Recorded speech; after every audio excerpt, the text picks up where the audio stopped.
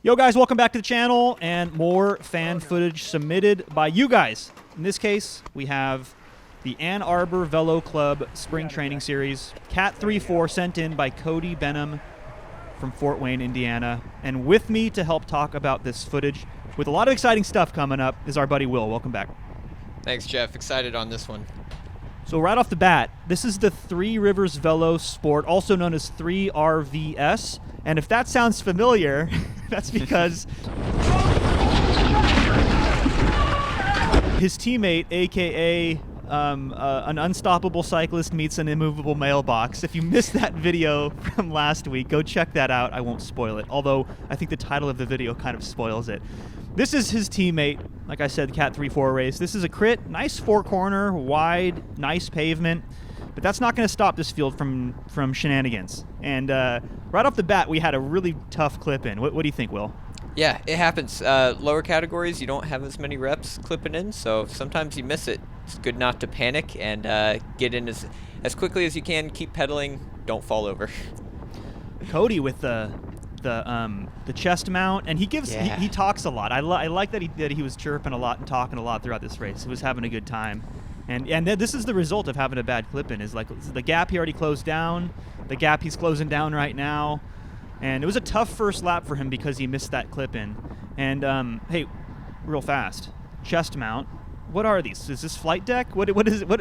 What in 2002 is going on here with this with this cockpit? I like it. We've got some old shifters, but they do work for him, so it's all right. Yeah, you don't see these too often. I do like this perspective. You guys know I run the chest cam sometimes at Alviso, and it's because of that right there. You can see the head sometimes. You can see a little bit of body English when he's looking back. It helps kind of tell the story. And let's talk about the field here because he's back. He's back in the front group now, and Cody is a fantastic sprinter. We're going to see more of that later. He has one teammate with him, 3RVS, and he's got some notable competition. Will, you want to walk us through it? Yeah, up ahead here in the blue is the Morning Cranks team. They have 3 riders in the race, little orange accents on their shoulders. And then there's another guy. He's a solo rider in a red and black skin suit with the Trek logo on his butt. He won the 4-5 race a little earlier this day, but almost all these guys have done 2 races, so this is their second race of the day. So a little fatigue's going to be in the legs, and you might see that happening a little bit later in the race with his teammate having a little bit of that leg fatigue from earlier races. All right, so 23 kilometers to go. Still a lot of meat on the bone, and we have Cody going to take the front. I'm not exactly sure why. He's a powerful sprinter. He mentioned that in his notes. He has a teammate. I'm just not really sure like why he's doing 500 on the front. To me, this says he's really confident because it's up the little climb here. It's into the tailwind, so he's trying to put the herd on the field. But what are your thoughts on this, Will? Yeah, he is taking a dig, so some people are going to feel it, but at the same time, he goes down into this descent and he opens himself up for attacks, which you don't want to do if you've only got 2 guys and you're fatigued. I like that he's on the left-hand side of the road, though, because of the wind direction. He's kind of guttering the field, but he didn't commit to it. Like if you're going to try to put the herd on, like don't attack from the front. You never want to attack from the front. And to your point, Will, like yeah, I mean if you're going to do this kind of half effort, half measured on the front, you're really going to expose yourself because you can see he's looking around now. And he got kind of lucky that there wasn't this massive counterattack, but this guy is just going to kind of mosey off the front. This is one of the best ways to attack is if you just mosey off the front. You don't even have to put a dig in. And almost wipe yourself out in the process. Yeah. Gives him the thumbs up. He gets away easy right now, though. Yeah, it's almost like he didn't even want to. He was just kind of cruising, and he was even checking over his shoulder and like la-di-da, and all of a sudden he's got this gap. It was just kind of weird. And this is the problem when you're Cody and you're on the front and you do a big effort. You know, one rider gets off who's kind of waving the flag. These other riders now put the dig in, and now it's like you're in this tough situation where you're Cody and you're like, I don't want to miss it, but I'm in this position where I kind of have to chase. It's just a bit weird. Like I've said before on the channel, if you're always be intentional with what you're doing and always be asking yourself that question, what am I doing? Why am I doing it? And right now he's having to close this down because he found himself out of position, and I'm wondering where his teammate is. Yeah, his teammate's definitely back in that group somewhere, but that morning Cranks team, they have a guy up in that move, so they're not going to pull with him, and the rest of the solo riders, like we're going to see for the rest of the day, are not going to help him out either. But he's willing. So one of the notable competitions is up there. I didn't realize. So at least he's identified this as a big threat. I mean, a group of 4 is kind of the sweet spot for a breakaway, and especially if it has the major competition. Because if you have to think, like, if one of those guys is up the road, the 4 that are behind in the field are not going to chase teammates. At least that's the assumption you make. You never know when it's a Cat 3-4 field. But look at him now, hulking his bike. He's doing a massive effort here, almost 200 beats per minute. This is a monster effort, you guys, and he's just kind of not quite there yet, and they seem motivated to stay away from him. This looks really painful, especially with 21 Ks left. I'm not liking how this looks for our boy Cody. He's going to pay for this later. He's going to pay for this right now, I think. The way he's looking under his shoulder. Yeah, look at his face. Oh. You can tell. Now the power's come down. I mean, I don't know about you, Will, but if I'm doing 198 beats per minute, call an ambulance, please, because yeah. that's massive effort.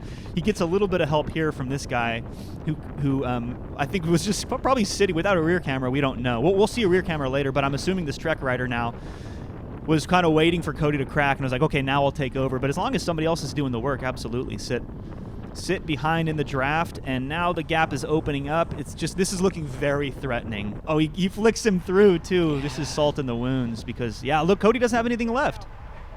But he's desperate to get across to it, which now he's realizing he can't. And so the next, like, 10 kilometers of this race or something, we're chaos. We're total chaos. And this is exactly what the breakaway wants, right, Will? Yeah, people just looking at each other. Everything's going to lull. That gap's going to grow out real nice for him. Yeah, you have all these riders back in the field you can see who are not – there's no cohesive chase effort going on. It's like other than the other notable competition who has a teammate in the breakaway, everyone else has missed it and is losing this race. And they're motivated to bring it back, but not motivated enough to actually burn a match and rotate on the front. And this is how breakaways are successful. Now, if you're Cody, like, I would be having my teammate, like, dude, hey, I know there's a lot of people who are sitting in, but we have to get to the front and start rotating turns because we're losing this race. That would be my move as the sprinter. Yeah, you have to work diplomacy if you don't have a teammate, too. You can talk to other guys. Don't yell at them to pull, but ask them, like, the enemy of my enemy is my friend, so work with me to get this breakaway back so well we're not said. Fighting for fourth. Well said. You know what move I usually do is I will come by them and I will say, hey, hop on. Yeah. And 9 times out of 10 they will, and then you get to the front, you take a pull, you elbow through, and then now it's like, hey, we're in this together. Like, we're both losing this race, we're wearing different jerseys, we're on different teams, but we got to bring that thing back. And that usually works really well. And like I said, I would bring my teammate up there. But that did not happen, and the chaos continued, much to the delight of the breakaway, I'm sure. But don't just take our word for it. Listen to what Cody has to say about 10 kilometers later. Nobody else. 15 guys back here. 2 of us are working.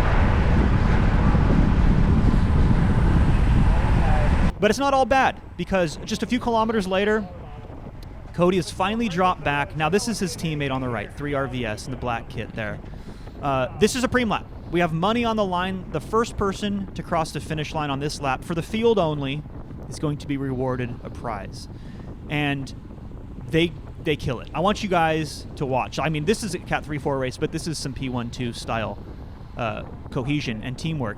Group of, like, 3 off the front, chilling, relaxing, communicating. They're talking to each other, Will. Yeah, get on the front if you can, follow that wheel. They've got a little breakaway they've got to pull back before the sprint, and his teammate is doing it really well, sticking together. This is what you want to see.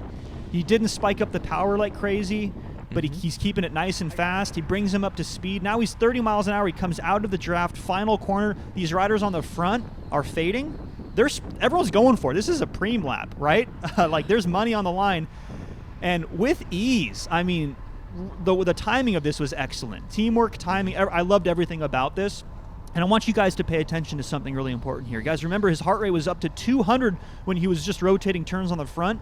So yeah, that might have looked like a hard effort, but it wasn't. 194 beats per minute, yeah, still high, but this was an easier effort than when he was rolling turns. So this just shows the power of timing and that little piece of teamwork that got him up to speed. Love it.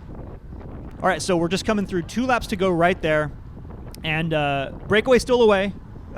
Cody's a man of his word. He's happy racing for 4th. Actually, there's one more rider, so we're actually racing for 5th. And field sprint coming up. And I like his position until I don't. Why take the front right here, Will? Yeah, I think he's just panicking. What you need to do in this spot is you either need to attack or just totally sit up. Don't pull at all. There's not a lot of race left to go. You're not going to pull that back solo. You could get across to it if you hit it really hard, but he does not do that. He doesn't commit to that.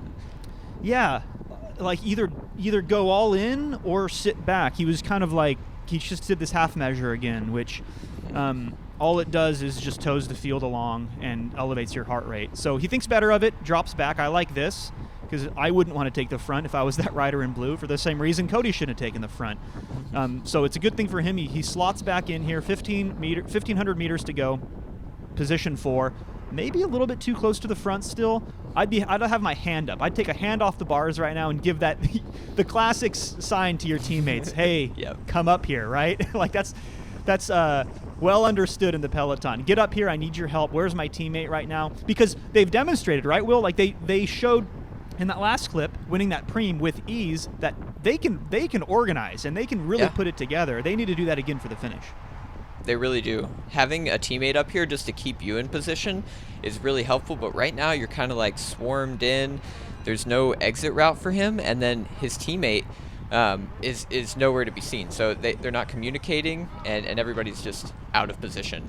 Right. They're almost like, it's like they're not even teammates at this point. I can see him. I think that's him in the rear camera. I can see him back there. I mean, if they're both going to be sprinting against each other, that doesn't make any sense. You're trying to help each other out. That's the whole point, and they may as well be competitors right now on different teams.